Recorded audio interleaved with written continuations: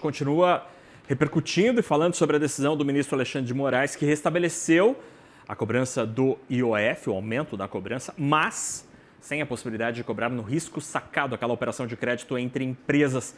Para continuar entendendo os impactos desta decisão, converso agora com Rafael Cortes, sócio da Tendência Consultoria.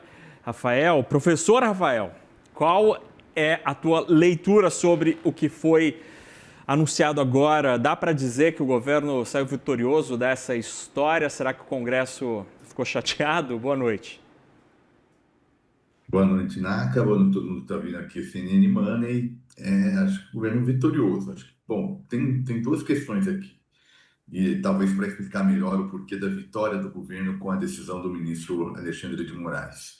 Tem uma questão mais de forma, que é a decisão, ela recupera a legalidade e a legitimidade das decisões do governo relativo ao IOF, né? Isso é importante porque é um tipo de decisão que legalmente é permitida por decreto, ou seja, é um tributo que já existe.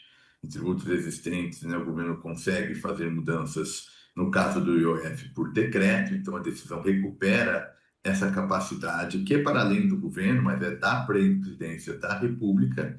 E o segundo ponto é a manutenção da uma parte importante do conteúdo que o decreto do governo trazia para a questão fiscal, aí sobretudo no biênio 25 e 26, ainda que uma parcela dele não tenha sido reconhecido, justamente por não ser uma prerrogativa já prevista em legislação. Então, o governo consegue recuperar um pouco essa força para além dessa questão do IOF especificamente, recupera também uma capacidade de incrementar receitas que é necessária para fechar as contas de forma, não vou dizer tranquila, mas pelo menos na linha do esperado pelo arcabouço fiscal e pelas projeções do governo, pensando nesse biênio 25 e 26. Agora, Rafael, o que dá para ler sobre o Congresso Nacional? Porque o impasse ou a polêmica toda foi a reação do Congresso com o decreto legislativo, que derrubou completamente este decreto, que volta, então, pelo menos parcialmente, ou na sua maioria, a partir desta decisão do ministro Alexandre de Moraes.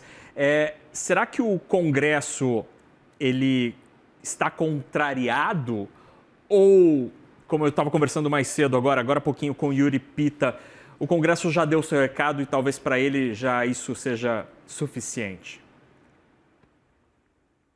Eu acho que sim, até porque não tem muito o que fazer, né? Seria uma luta inglória da parte do Legislativo querer responder acerca dessa matéria agora que o Supremo pacificou, né, pela decisão do ministro Alexandre de Moraes. E, de fato, a motivação para o comportamento das lideranças partidárias não tinha a ver com o IOF em si, mas com outros conflitos presentes na cena política brasileira, seja aqueles envolvendo emendas parlamentares, seja relativos à comunicação, à maneira como, por exemplo, em algum momento o ministro Fernando Haddad fez declarações percebidas como uma espécie de pressão em cima do Congresso, de tal sorte que acho que estamos longe de ter uma relação harmoniosa entre executivo e legislativo, mas pelo menos no tocante à força que cada um tem relativo ao IOF, isso ficou definido. Agora o governo volta, faz contas, né, para ter uma melhor ideia do quanto ainda vai precisar em termos de recuperar a arrecadação.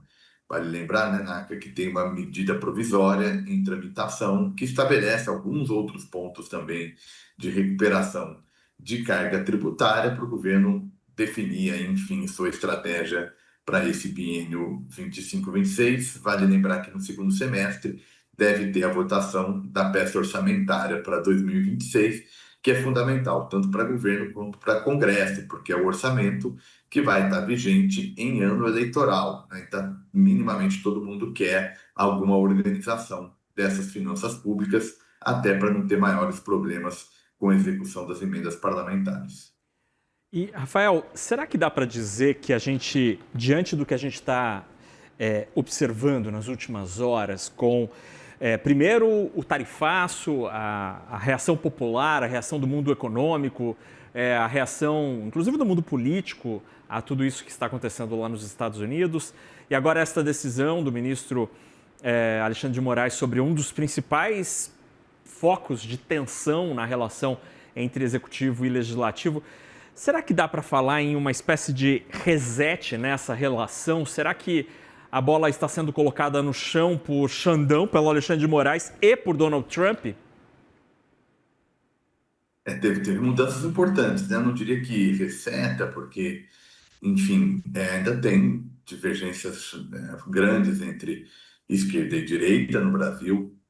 Tem o processo eleitoral, uma parte dos partidos que estão na base aliada devem concorrer contrariamente à campanha de reeleição, né? Há, inclusive, uma pressão por parte de alguns líderes partidários para que ministros eventualmente deixem as suas cadeiras pensando nessa lógica eleitoral. Então, se aproximando de eleição, nunca dá para imaginar que serão relações muito harmoniosas entre executivo e legislativo.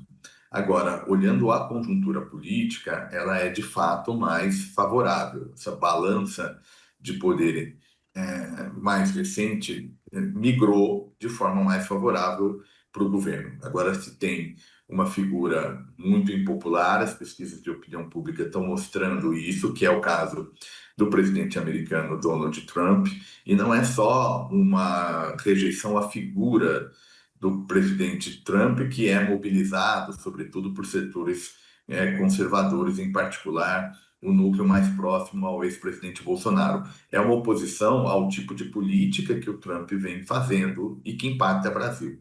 A gente viu o tarifaço, agora já tem novas entrevistas e, entre aspas, ameaças de investigações em torno de regular comércio, até envolvendo pagamento de meio eletrônico, PIX e afins, de tal sorte que os temas estão ficando mais favoráveis para o governo. Um governo mais forte, né, temas que são mais favoráveis para o governo, pressiona as lideranças legislativas a tomar outro tipo de decisão. A gente viu recentemente os presidentes da Câmara e Senado num discurso muito harmonioso com o governo. Então, sim, não é um mar de rosas, não quer dizer agora que viveremos em harmonia por conta da eleição, mas o governo tem a possibilidade de encontrar um terreno um pouco mais fértil para os seus temas, pensando no segundo semestre de 2025, porque depois é ano de eleição e aí muita coisa fica parado mesmo.